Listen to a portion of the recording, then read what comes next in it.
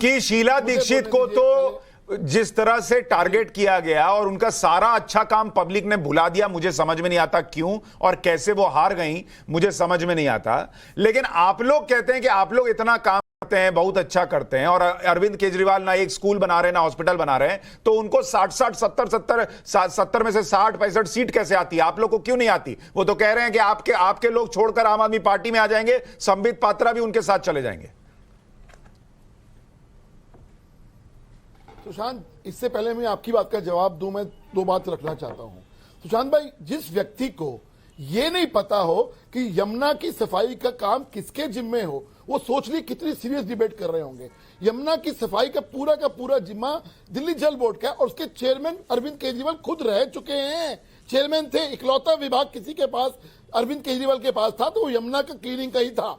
तो हम देख चुके हैं यमुना का हाल क्या। पहली बात देखिए, दिल्ली का मुख्यमंत्री जो है आज की डेट में है, वो सिर्फ और सिर्फ विज्ञापनबाज मुख्यमंत्री है, विजनरी मुख्यमंत्री नहीं है।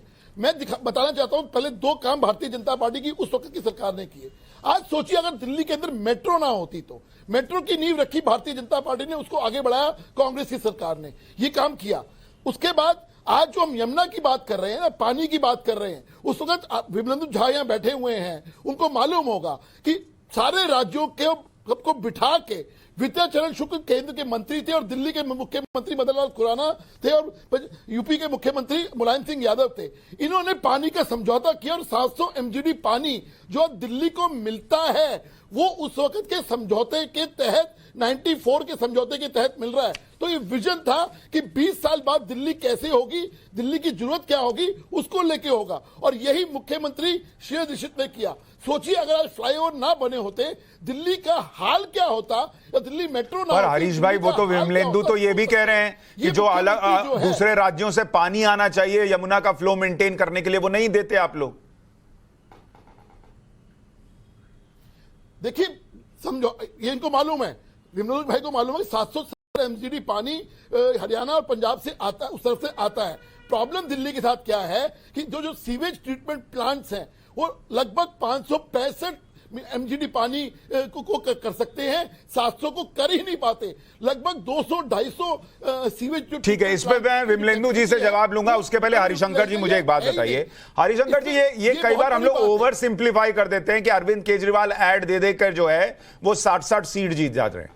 देखिए, ऐड देकर 60 सीट कोई जीत सकता है क्या? कुछ तो वो भी काम कर रहे होंगे ना, पब्लिक को कुछ तो दिख रहा होगा ना, तभी तो 60 सीट जीत रहे हैं। आप लोग नहीं जीत रहे हैं। सुशांत भाई, देखिए, बात सुनिए, आज भी 8 साल के बाद भी हम कह सकते हैं कि 4 दिन की पार्टी है अरविंद केजरीवाल की। लोगों का मूड और लोगों का रुझान जो होता है वो हवा के साथ बदलता है। उनके बारे में गलतफहमियां, बड़ी भ्रम फैला लोगों के बीच में, और वो 2 बार चुनाव जीते जरूर हैं, लेकिन आज उनकी पार्टी की हालत ये है, एक के ऊपर एक आदमी चढ़ा हुआ है और एक दूसरे का गला काटने को तैयार बैठे हुए हैं। असली टेस्ट MCD इलेक्शन में होगा कि उनकी पार्टी की स्ट्रेंथ क्या है, उनकी पार्टी की क्रेडिबिलिटी क्या है, और उनके पार्टी के वर्कर्स की क्वालिटी क्या है। नहीं, हरिशंकर जी, स्ट्रेंथ ये होगा। हरिशंकर भाई, मेरा एक छोटा सा प्रश्न है। हरिशंकर भाई, मेरा एक छोटा सा प्रश्न है। टिकट देंगे हरिशंकर जी, मेरा एक छोटा सा प्रश्न है। टिकट देंगे सबको। हरिशंकर जी, मेरा एक छोटा सा प्रश्न है। बिगर पैसा लेकर टिकट देंगे। देखिए, मैं बिहार से आया हुआ आदमी हूं, यहाँ नौकरी की तलाश में आया। हर्षवर्धन जी जो है वो यूपी के आदमी है। केजरीवाल का नाम नहीं, एक मिनट हरिशंकर जी, मेरा प्रश्न ये है, मैं बिहार से आया, मुझे शीला दीक्षित का काम दिखता है। ये हमारे हर्षवर्धन जी यूपी से आए, इनको शीला दीक्षित का काम दिखता है। लेकिन जो दिल्ली में रह रहे हैं उनको शीला दीक्षित का काम ना दिखे और वो 2-2 बार छल में आ जाएं और 60-60 सीट दे दे केजरीवाल जी को, ये कैसे संभव है? तो छल तो इसी को कहते हैं ना जी, 2 बार। छल किस लिए बना है? छल का मतलब यही होता है कि छल में आ जाए, और छल में आता कौन है? लोग ही तो लोग आते हैं छल में। आप छल में आने वाले नहीं है।